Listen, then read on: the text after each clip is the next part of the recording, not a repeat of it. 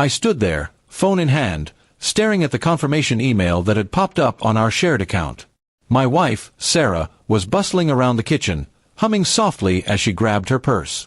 "I'm going to dinner with friends," she'd said, her voice light, almost too casual.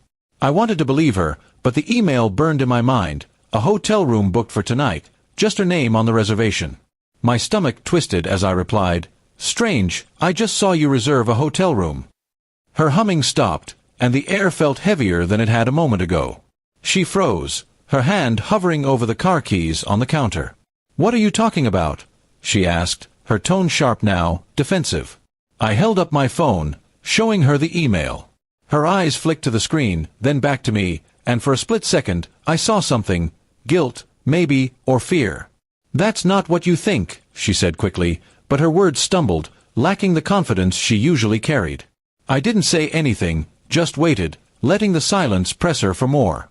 "It's for work," she said finally, her voice steadier now. "A client meeting. They're in town for one night, and I booked the room for them. I'm just meeting them for dinner first." It sounded plausible, but something in her delivery felt rehearsed, like she'd been ready for this moment. I nodded slowly, not wanting to escalate things, but my mind was racing. Why hadn't she mentioned this before? And why was the reservation in her name, not the company's? I let her leave, watching as her car pulled out of the driveway.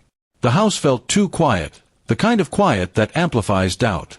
I sat at the kitchen table, staring at the email again, trying to piece things together. Sarah had been distant lately, late nights at the office, vague answers about her day. I'd chalked it up to stress, but now I wasn't so sure. I opened my laptop and, almost without thinking, logged into her calendar. There it was, dinner with friends, 7 p.m. No mention of a client or a hotel. I told myself I was being paranoid, but the unease gnawed at me. I grabbed my keys and drove to the restaurant she'd mentioned, a trendy spot downtown. Her car was there, parked neatly in the lot. I sat in my truck, watching the entrance, feeling like a cliché from some bad detective movie. A group of people came out laughing, but Sarah wasn't with them. Then I saw her, stepping out alone, checking her phone, her face lit by the screen's glow. She didn't look like someone heading to a friendly dinner. She got into her car and drove off, and against my better judgment, I followed. My heart pounded as her car wound through the city, not toward home but to the hotel from the email. She parked, walked inside, and disappeared through the glass doors. I sat there, gripping the steering wheel, debating whether to go in. What was I even looking for? Proof? Closure? I wasn't sure, but I couldn't just drive away. Inside, the lobby was sleek and quiet, the kind of place that felt too expensive for a casual client meeting. I lingered near the elevators, scanning for her. Then I saw her, stepping out of the bar with a man I didn't recognize. He was older, polished, his hand brushing her arm as they laughed. My chest tightened. She hadn't lied about a meeting, but this didn't look like business. I ducked behind a pillar, feeling ridiculous but unable to look away. They headed toward the elevators, and I followed at a distance, my pulse loud in my ears. They stepped inside, and as the doors closed, I caught a glimpse of her face, relaxed, almost happy, in a way I hadn't seen in months.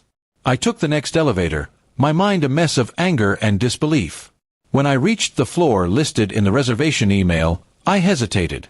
What was I doing? Confronting her could ruin everything, but turning back felt like admitting defeat. I knocked on the door of the room. No answer. I knocked again, louder, and after a moment, Sarah opened it, her face paling when she saw me. "What are you doing here?" she whispered, glancing back into the room. The man was there, sitting on the edge of the bed, looking as surprised as she was. "We need to talk," I said, my voice steady despite the chaos inside me. She stepped into the hall, closing the door behind her, and in that moment, I knew our life together was about to change forever.